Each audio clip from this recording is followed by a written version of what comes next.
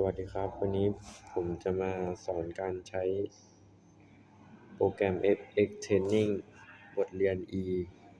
EP 1ควบคุมสัญญาณไฟจราจร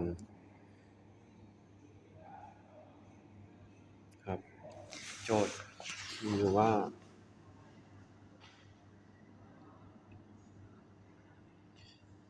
กดปุ่มคอนโทรลแดงไฟสีแดงจะติด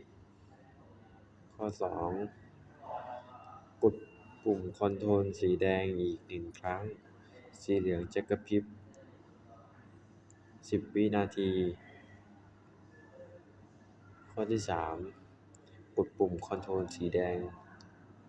ไฟสีเขียวจะติด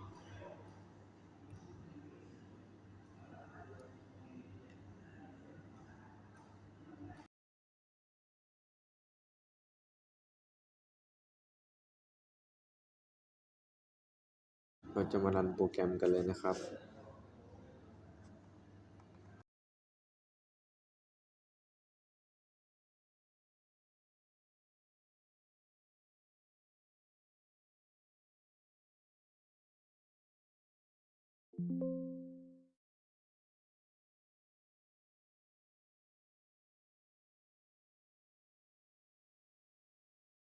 ครับกดปุ่มคอนโทรลสีแดงไฟสีแดงจะติดกดอีก1ครั้งไฟสีเหลืองจะติดกระพริบ10วิและกดอีก1ครั้งปุ่มคอนโทรลสีแดงไฟสีเขียวจะติดครับเท่านี้ก็เสร็จสิ้นการทำโปรแกรม